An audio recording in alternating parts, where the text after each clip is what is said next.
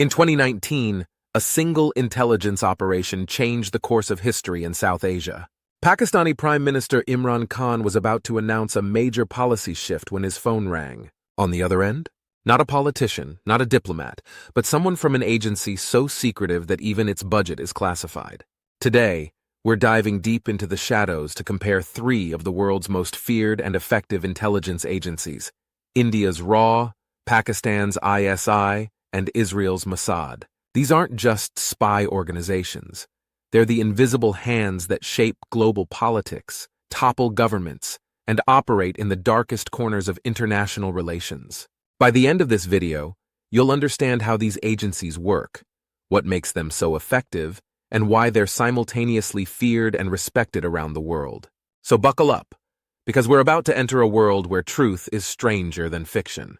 Before we begin, let's establish what we're dealing with. Intelligence agencies are not your typical government departments. They operate outside normal legal frameworks, with budgets that dwarf those of entire countries and with powers that would make dictators jealous. RAW, ISI, and Mossad represent three different approaches to intelligence gathering and covert operations. Each has been shaped by their nation's unique challenges, threats, and strategic objectives. India's Research and Analysis Wing focuses on regional stability and counterterrorism. Pakistan's Inter-Services Intelligence has been called a state within a state for its autonomous operations. And Israel's Mossad has earned a reputation for surgical precision in operations that seem impossible to most. What makes these agencies so fascinating is not just their successes, but how they've adapted to survive in an increasingly connected and monitored world. Let's start with the foundation, how each agency was born. Our story begins in the aftermath of devastating conflicts. RAW was established in 1968, born from India's intelligence failures during the 1962 war with China and the 1965 war with Pakistan. Prime Minister Indira Gandhi realized that India needed an external intelligence agency that could operate independently from the military and police intelligence units. Pakistan's ISI, founded in 1948, emerged from the partition of British India. Initially created to coordinate intelligence between Pakistan's three military services, it quickly evolved into something much more powerful. The ISI's transformation into a major player came during the Soviet-Afghan War in the 1980s, when it became the primary conduit for American and Saudi funding to Afghan mujahideen.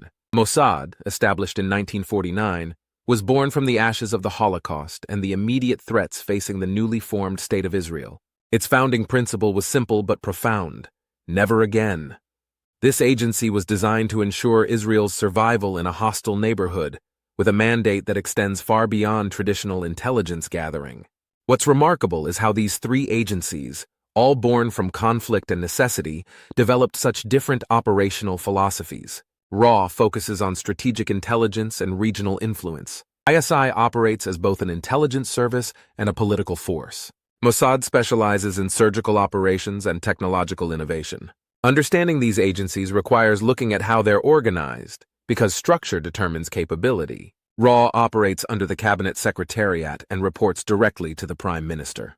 It's divided into geographical and functional desks, with separate divisions for Pakistan, China, Southeast Asia, and counterterrorism operations. The ISI's structure is more complex and arguably more autonomous. Headed by a serving lieutenant general, it's divided into three main wings: the internal wing, which monitors domestic threats, the external wing, which conducts foreign operations, and the technical wing, which handles communications and cyber operations. What makes ISI unique is its operational independence. It can initiate operations without direct government approval. Mossad's structure is compartmentalized to an extreme degree. Each department operates almost independently, with minimal cross-communication. The collections department gathers intelligence, the operations department conducts covert missions, and the research department analyzes threats. This structure allows for what they call plausible deniability. If one operation fails, it doesn't compromise others. These structural differences explain why each agency excels in different areas. RAW's bureaucratic structure makes it excellent at long-term strategic planning. ISI's military structure enables rapid deployment and execution. Mossad's compartmentalized structure allows for high-risk, high-reward operations. Now let's talk about how these agencies actually operate, because this is where the real differences emerge. RAW's approach is what intelligence professionals call slow, and steady. They build networks over decades, focusing on human intelligence and cultural understanding. Their operations in Bangladesh during the 1971 war, where they supported the Mukti Bahini, exemplify this approach: patient, methodical, and ultimately decisive. ISI's operational methods are more aggressive and direct. They've mastered what's called strategic depth, using proxies to extend Pakistan's influence while maintaining plausible deniability. Their support for various groups in Afghanistan and Kashmir represents this approach. ISI operatives are trained to think like soldiers first, spies second. Mossad's methods are surgical and technologically advanced. They've elevated assassination, sabotage, and psychological warfare to an art form. The 2010 assassination of Hamas leader Mahmoud al-Mabhouh in Dubai involved 26 operatives, multiple false passports, and coordination across several countries, all for a single target. This level of planning and execution is Mossad's signature. What's fascinating is how these different approaches reflect each country's strategic culture. India's preference for patient, relationship-based intelligence gathering reflects its diplomatic traditions. Pakistan's aggressive proxy warfare reflects its military culture and strategic vulnerabilities. Israel's precision operations reflect both its technological capabilities and its existential security concerns. But perhaps most importantly, all three agencies have adapted to the digital age differently, and this adaptation will determine their future effectiveness. Let's examine some operations that showcase each agency's capabilities. RAW's finest hour might be the 1971 Bangladesh Liberation War. They didn't just gather intelligence. They trained guerrilla fighters, conducted sabotage operations, and coordinated with the Indian military to achieve a decisive victory. This operation demonstrated RAW's ability to conduct long-term strategic operations. ISI's most famous operation was their coordination of the Afghan Mujahideen during the Soviet-Afghan War. They managed billions of dollars in funding, trained thousands of fighters, and coordinated operations across multiple countries. The success of this operation established ISI as a major player in regional geopolitics, though it also created long-term challenges that Pakistan still faces today. Mossad's Operation Wrath of God, their response to the 1972 Munich Olympics massacre, represents their operational philosophy perfectly. Over several years, they systematically eliminated the Palestinian operatives responsible for the attack, conducting operations across Europe and the Middle East. The operation required extensive planning, international coordination, and perfect execution. More recently, each agency has adapted to modern challenges. RAW has focused on counterterrorism and cyber operations. ISI has expanded into influence operations and information warfare. Mossad has embraced cyber warfare and technological sabotage, as seen in their alleged involvement in the Stuxnet virus that targeted Iran's nuclear program. These operations reveal something crucial about each agency. They're not just gathering intelligence, they're actively shaping regional and global events. This brings us to a critical question. What are their current capabilities and limitations? Today's intelligence landscape is vastly different from when these agencies were founded. RAW has significantly expanded its technological capabilities and international presence. They've established offices in major capitals and developed sophisticated cyber capabilities. However, RAW still faces bureaucratic constraints and political interference that can limit operational effectiveness. ISI remains one of the most powerful intelligence agencies in the world, with extensive networks in Afghanistan, Kashmir, and beyond. Their influence within Pakistan's government and military gives them operational freedom that few agencies enjoy. However, this same power has created internal tensions and international isolation that limits their effectiveness. Mossad continues to be regarded as one of the world's most effective intelligence agencies. Their technological capabilities, international networks, and operational flexibility make them formidable. However, they face increasing scrutiny, improved counterintelligence by adversaries, and the challenges of operating in an increasingly monitored world. All three agencies face similar modern challenges: cyber threats, information warfare, terrorism, and the need to operate in an increasingly transparent world. The rise of social media, surveillance technology, and international law has made traditional intelligence operations more difficult. But how do these agencies actually compare to each other? That's where things get really interesting. In terms of budget and resources, exact figures are classified, but estimates suggest all three agencies operate with substantial funding. ISI likely has the largest budget relative to their country's GDP, while Mossad has the highest per capita spending. RAW, despite India's large economy, operates with more constrained resources. Operational effectiveness is harder to measure, but each agency excels in different areas.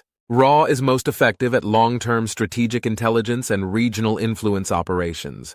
ISI excels at proxy warfare and maintaining strategic depth. Mossad leads in surgical operations and technological innovation.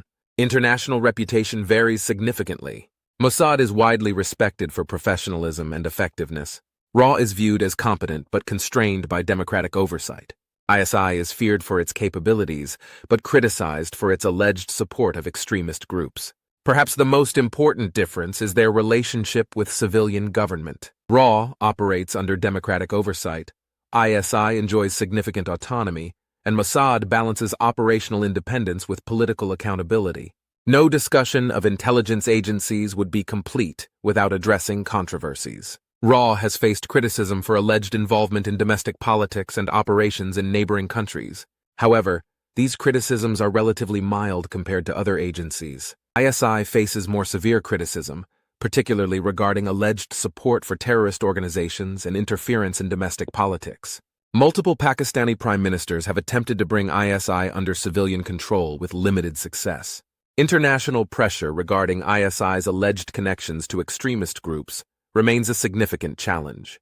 Mossad has faced criticism for assassination operations, alleged human rights violations, and operations on foreign soil without permission. However, these criticisms are often balanced against recognition of the existential threats Israel faces. These controversies highlight a fundamental tension in intelligence work: the balance between national security and international law, between operational effectiveness and democratic oversight. Looking ahead, all three agencies face similar challenges. Cyber warfare is becoming increasingly important, requiring new skills and technologies. Information warfare and influence operations are replacing traditional espionage in many areas.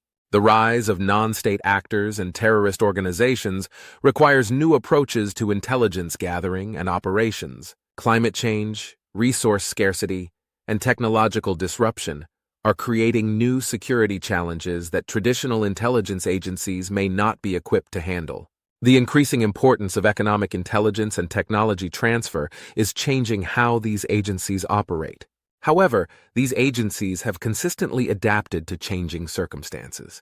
Their future effectiveness will depend on their ability to embrace new technologies, develop new operational methods, and maintain relevance in an increasingly complex world. RAW, ISI, and Mossad represent three different approaches to intelligence work, each shaped by their nation's unique challenges and strategic culture. RAW's methodical approach reflects India's diplomatic traditions and democratic constraints.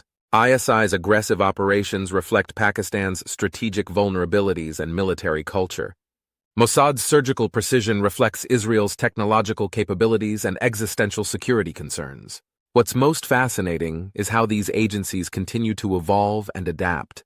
They're not just relics of the Cold War, they're active participants in shaping the modern world. Understanding how they operate gives us insight into the hidden forces that influence international relations. The world of intelligence will continue to evolve, but one thing remains constant: the need for countries to protect their interests and understand their adversaries. These three agencies, despite their differences, represent the cutting edge of that eternal challenge. What do you think about these agencies? Which approach do you find most effective? The most important stories are often the ones happening in the shadows.